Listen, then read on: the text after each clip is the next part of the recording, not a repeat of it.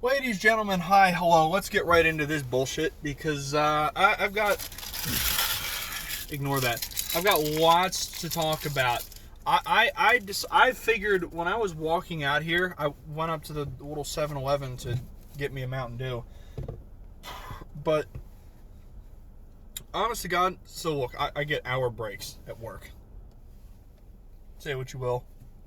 I haven't quite figured out how I feel about it yet, but it does easily allow me to come out and do this.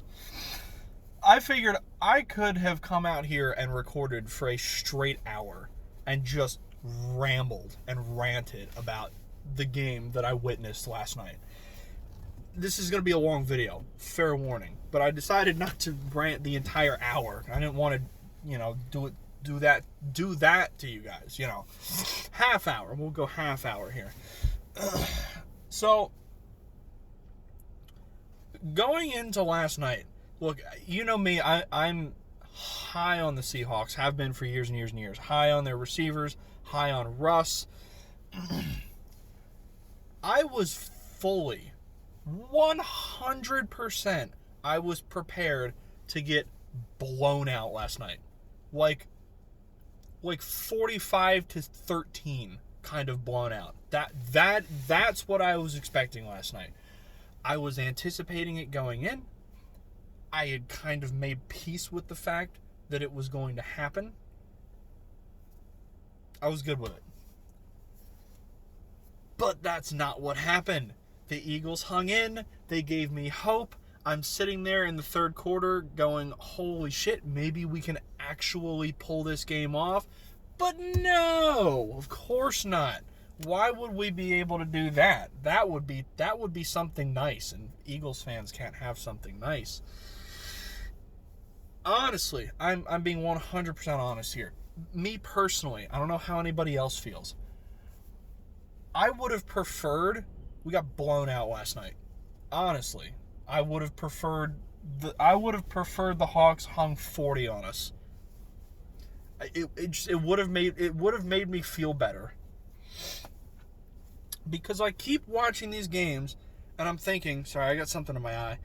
I keep thinking, how in the hell do we keep hanging around with Baltimore and Pittsburgh and beat the 49ers? And now, here we come, we're hanging right in there with the Seahawks. And we lost to the effing Giants. I don't understand how this team functions. If we can, and look, and I say that, Seattle did not play a very good game last night. Their offense was off for a lot of the first half. Don't get me wrong, Philly's defense, I'll get to this in a second, Philly's defense played really, exceptionally well. But there was a couple times where Seattle's offense, they just looked off. And I'm not sure how to explain it. They went for it on fourth a couple times early. They probably could have kicked a couple field goals and been up 6-0 early on. There was the drop DK Metcalf touchdown, which Darius Slay got very, very lucky on.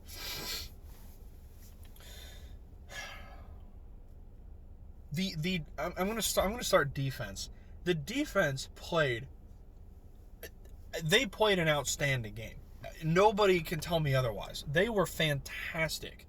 Considering how good Seattle's offense has been this year, like I said, I was expecting it to get 40 hung on us. And that's not... I've seen Seattle hang 40 on teams with good defenses. I'm not saying our defense is bad. Look, our defense came in top 10 in the league coming into this game. I don't know what they are now. Despite having no turnovers, by the way. I think we have, 3 interceptions on the season? And I know they're all from... No. One's from a linebacker. I think 2 are from safeties. And our corners don't have any picks. Which, by the way, because I've seen this a couple times on Twitter, Darius Slay's job is not to get interceptions. His job, he's a lockdown corner. His job is to shut down an entire, either a receiver or an entire side of the field.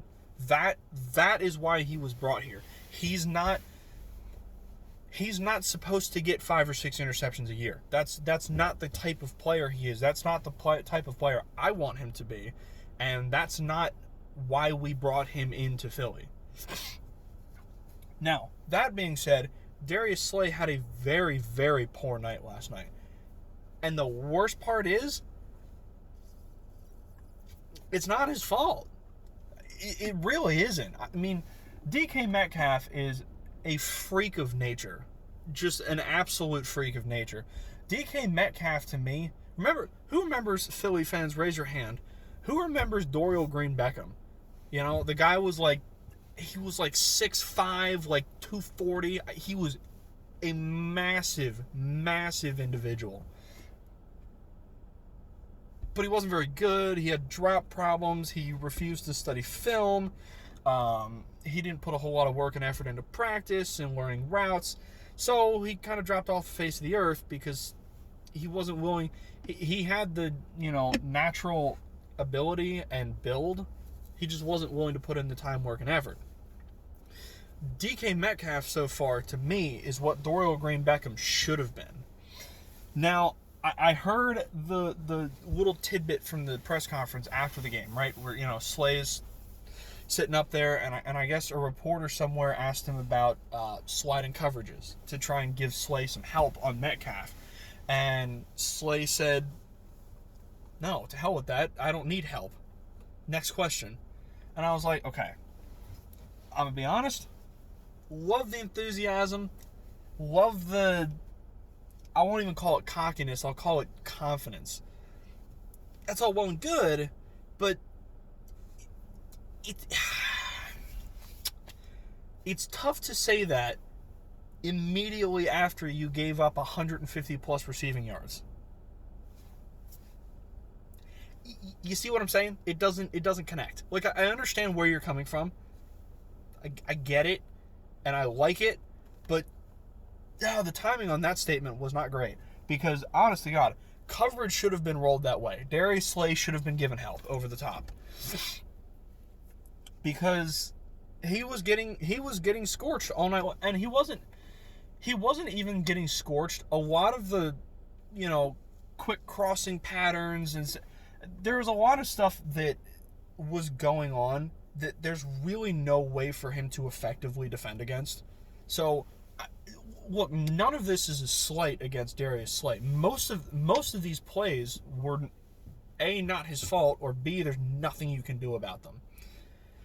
So, like I said, I'm not even. It was Slay's first bad game as an Eagle, and there was absolutely nothing he could do about it. I can think of maybe one play off the top of my head. It was that deep ball. It was like 52 yards, and Slay got beat there. But I was kind of like, look, Russ is a good deep ball thrower. Those receivers are good at getting downfield. I was not expecting to go the entire game and not have a Russ deep throw. That was expected going in. I'm not mad at that. Slay was getting picked on all game long, but honest to God, there's nothing he could do. And that's the worst part. Everybody came in, myself included.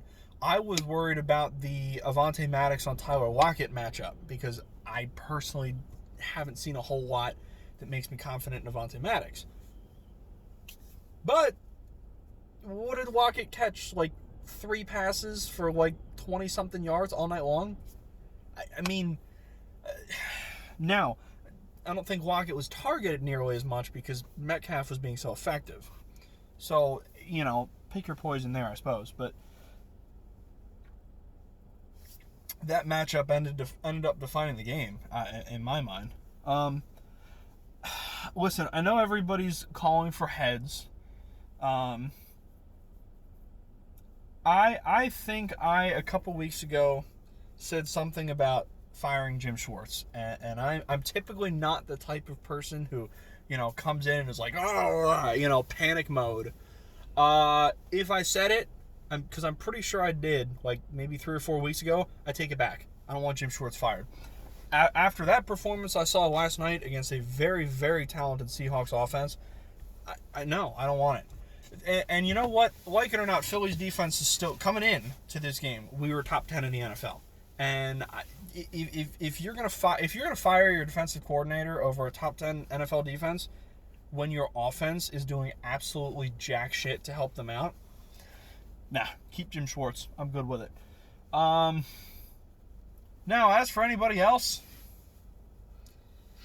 if I'm me and I'm cleaning house, there are 3 safe names on my list as far as staff. This isn't counting players. There are 3 names on the list that are safe, in my personal opinion. Jim Schwartz, Deuce Staley, and this last one is possibly subject to change, but for now, I'm going to continue to say Jeff Stoutland, our offensive line coach. And I say that's subject to change because, my God, this offensive line has been horrific all season long. And they continued to be horrific last night. I mean, they were bad last night. How much of that has to do with Jeff Stoutland? I don't know. I would venture to guess not much. Because the offensive line has been well coached for years. This year, injuries have been obviously a tremendous issue. And then, I'm going to call it stupidity. The decision to continue starting Jason Peters at left tackle when he's shown himself to be a liability. Now, has Mailata been outstanding? No, but Peters has proven that he can't play that position anymore. And then decisions like starting Jason Peters last night at right guard, even though Nate Herbig has given up the least amount of pressures on the offensive line. And he's young, probably going to be our future right guard. Or maybe, no, not right guard, maybe left guard. Or maybe something, because I don't think Brandon Brooks is going anywhere unless he gets injured again. But my point is, Herbig has been young. He's been good, and he's young. I'd rather him be out there. And personally, if our offensive line is going to falter and stutter and be absolutely garbage, I'd rather it be a bunch of young guys out there getting beat, getting scorched, and getting those reps and getting those lessons than old man Jason Peters, who, honest to God, he just needs to go. I was good with bringing him back last season, but I'm done with him. But again, those are decisions that aren't. That's not Jeff Stoutland's fault, right? The injuries aren't Jeff Stoutland's fault. And he has been, historically, he's been very good for this team. So, in my mind, again, Stoutland is safe. Deuce, Jeff, Jim. They can stay. Everybody else, I'm done with it. I'm Press Taylor can go 100%. Am I done with Howie Roseman? Yeah, I think I'm done with Howie Roseman. I really do. I don't think he's been as openly horrific as everybody has been saying he is.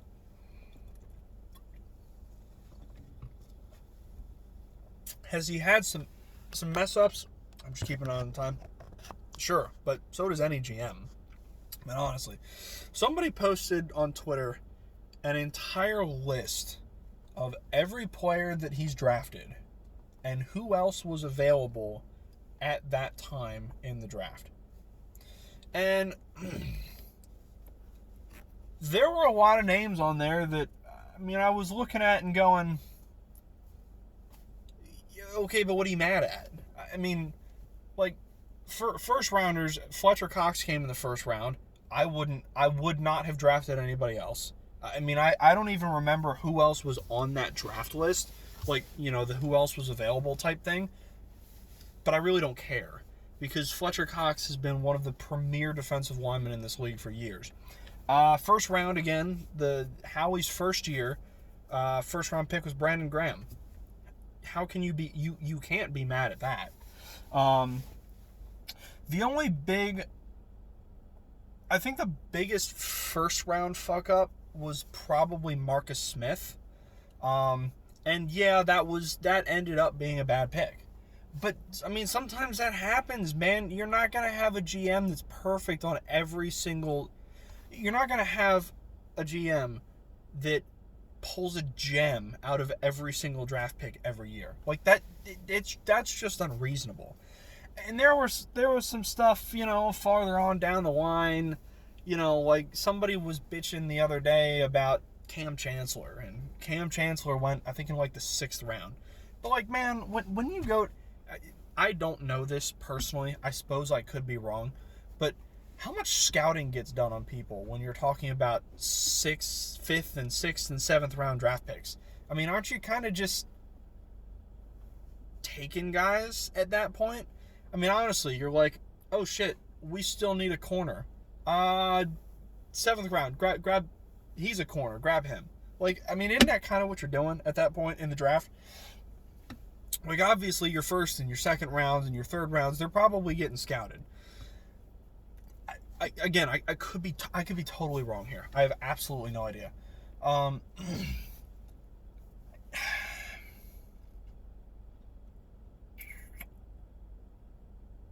don't know. I'm not sure how to feel about Howie Roseman yet. Honestly. And, I mean, there's some things that look really bad now. The Jake Elliott deal looks pretty bad right now because Jake is not having a good year. But Jake was coming off of a very, very good year when he signed that extension. So, can you be mad at Howie for that? I don't know.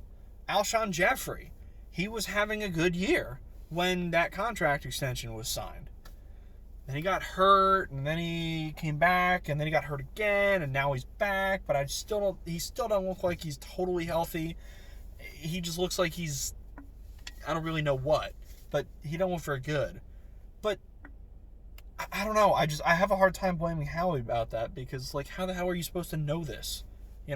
How are you supposed to know that a player is going to get injured and be injured for 2 years and come back and not be the same guy, but he's just not good anymore? So I don't know. I don't understand. I'm not sure. I'm not sure about that. So yeah, Howie, I'm not sure how to feel. I really don't. Yeah, he's had some mess ups, but doesn't every GM? I mean, honestly. And I'm so sick and tired. Man, I am so sick and tired of hearing the whole, we didn't draft DK Metcalf in the first round. Yeah, I wanted DK Metcalf in the first round. Am I pissed we didn't draft him? Yes, I am. But everybody seems to like Miles Sanders. So, and I like Miles Sanders. Would I've rather had DK Metcalf? Yes. But, I'm getting sick and tired of it because I've been hearing it since the freaking first week of last season. And oh my God, it gets so old, man. Oh my God, it gets so old. But the other reason I'm done with it is because holy shit, we get it. There are 32 teams in this league. Every single one of said 32 teams passed on DK Metcalf at least once. He's coming out of college. He hadn't played many games. He had a bad neck injury that in his sophomore year. Was it sophomore year? I don't know. Whatever the hell. He had an injury history because of a bad neck injury, and he hadn't played that many games. Every single team passed on him at least once in the first round, and he got picked towards the end of the second round, if I remember correctly. So that means at least half of the NFL passed on him again. Looking back, was it a mistake? Yeah. I would take a guy like that first overall. unless I needed maybe a franchise quarterback. That's different. But holy shit, man! If teams knew, if teams could go back in time right now, I guarantee you Metcalf would be taken top 5, guaranteed. But how are you supposed to know that? You can scout a guy, sure, but I don't get it. I'm so pissed because, like, yeah, okay, fine, we drafted J.J. Arcega-Whiteside. Does he suck? Yes, he does. We fucking get it. Stop talking about it. My God, man, it annoys me so much. Maybe it's just because of J-Jaw, because like I said, every other NFL team passed on this guy at least once, and I don't hear any other fan base bitching about it except Phillies, and it's not even like J-Jaw's. There were 9 receivers taken before DK Metcalf. He is better statistically than every single one of them, with the exception of A.J. Brown for Tennessee. That's it. He's better than all of the other ones. And are any of those other, 7 teams that took receivers, because the Titans and then us taking Arcega-Whiteside, are any of those other 7 teams bitching up a storm at their GMs for not taking DK Metcalf?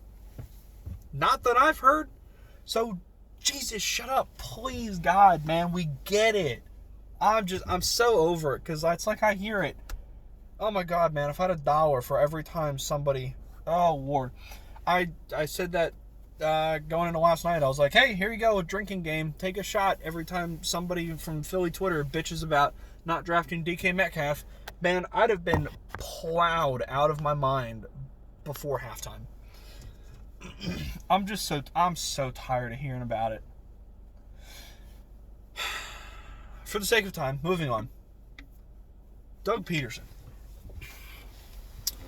And I'm going to roll Carson Wentz into this, because I think what I'm going to say with Peterson kind of flows into Wentz, and what I want to say with Wentz kind of flows into Doug. Peterson's another one. I'm not sure.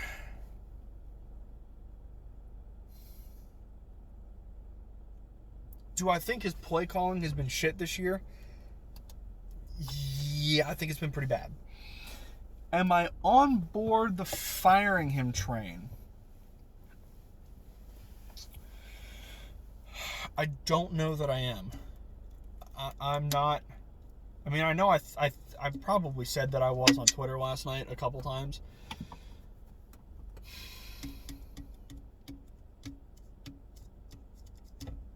I don't know. I really don't know that I am.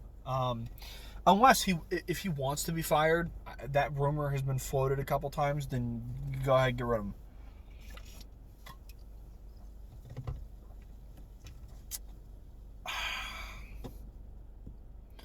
His play calling this year has not been very good.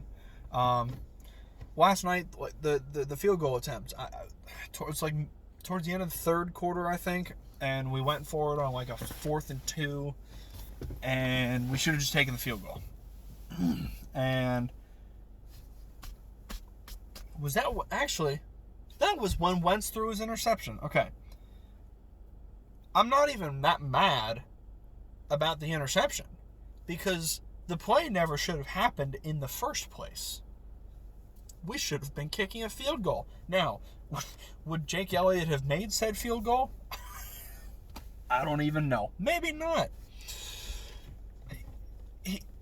I understand wanting to be aggressive. I really, really do. But there's a certain point to where you just kind of have to roll with it. Now, all the 2-point conversions this year, hell, Jake missed the extra point coming out of the gate last night. So maybe that's why he goes for 2 so much. But if that's the case, you need to get a new kicker. I don't know. I think I'm leaning more towards firing Doug Peterson, because I really don't think he's not calling plays that utilize Carson Wentz's skills.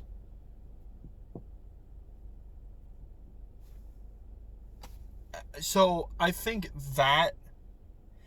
for me, if it comes down to Wentz or Peterson, I'm keeping Wentz. I'm getting rid of Peterson. Find a new coach, somebody that can use Wentz to his skills. And I don't think Peterson's doing that very well.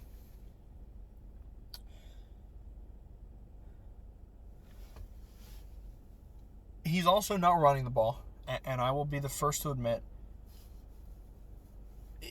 I'm not necessarily in favor of running the ball 25 times every single game just for the sake of doing it. Like, I get pissed off when people say, oh, we needed to run the ball more, but you've got 14 rushes for 3 yards. Like, okay, obviously the run game isn't working. And I understand you need to try and run every once in a while to keep the defense honest to it, which is fine. But there's a certain point to where you can't just keep pounding the rock if it's not going anywhere. Look, going into last night, I knew that the passing game was going to be used more favorably than the run game. Seattle has one of the weakest passing defenses in the NFL. I was expecting a pass-heavy night. Now, was I expecting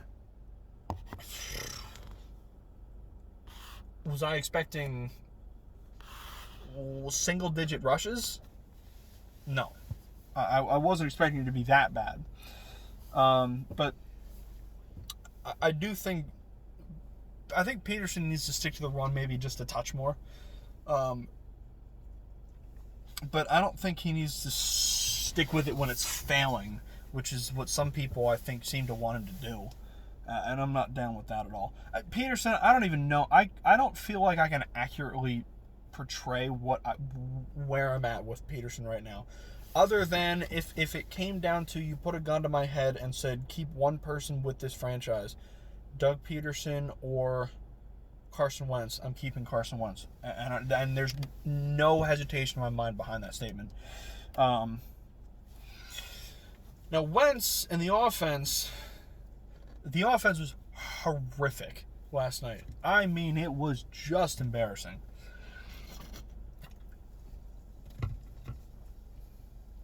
If I was a defender in Philadelphia right now, I'd be looking for heads to roll. Because they wasted a very, very good defensive performance last night. All the props in the world to my man Jim Schwartz, because that was beyond outstanding performance he put together with those guys. Alex Singleton, just to go back on the defense really, really quick. Alex Singleton, man, it's time people start talking about that man. He's a stud, man. He has been one of the very few bright spots in the last couple weeks. Derek Barnett had himself a game last night. Jalen Mills played a good game. Nickel Roby-Coleman even actually made a play at somewhere along the lines. Now, the offense was shit. The offensive line was shit. Wentz, I'm not in favor of benching him. I'm just not. And honest to God, don't even put Jalen Hurts in the game. I don't want him there at all. No trick plays, no gadget plays. Sit him on the bench, leave his ass there. I don't even want him coming to the game. Wentz should not, and frankly, probably will not be benched. I for the love of God, I cannot wrap my mind around this argument. He has no protection. He had a clean pocket maybe 4 times last night. He's getting sacked more than any quarterback in the NFL. He's getting hit more than any quarterback in the NFL. Are some of those his fault? Yeah. But a lot of them are not. And his receivers were getting no separation last night on the majority of plays.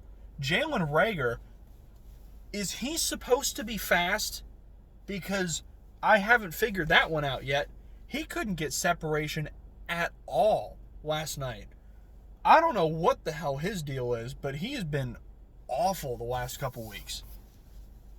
I don't understand, and I really need to go here in a minute, but oh my God, I don't understand what people want Carson Wentz to do. I don't get it. How many quarterbacks can you put in that situation that Wentz is in right now with bad play calling, no O-line, and receivers that cannot get any sort of consistent separation. What do you want him to do? How many quarterbacks do you know that could succeed there? Rodgers. I'd say maybe Russ. I don't think Mahomes could do it. I'm really not sold that he could. Brady couldn't do it. Brady can't run. Brady can't avoid pressure. Phillip Rivers couldn't do it. I don't think either one of the Mannings could do it. I mean, honestly, find me a guy. Rodgers. Maybe, I'm going to say Russ and Rodgers. Those are the only two that come to mind. Honest to God. I'm going to have to hang this up here because I do need to get back to work. I might honestly come out and tomorrow, just when I record, tomorrow's Wednesday, isn't it? Fuck. I don't know. I might, I got to do weekly picks. Son of a bitch. I don't know. I'm going to make a video at some point this week on Wentz because people are pissing me off because, Jesus Christ, they're like just immune to logic. And I'm not, look, Wentz has not been good. I'm going to leave with this. Wentz has not been good this year. He just hasn't. But benching him is not the option. And I don't understand why people think it is. I'm going to leave. I'll see you next time.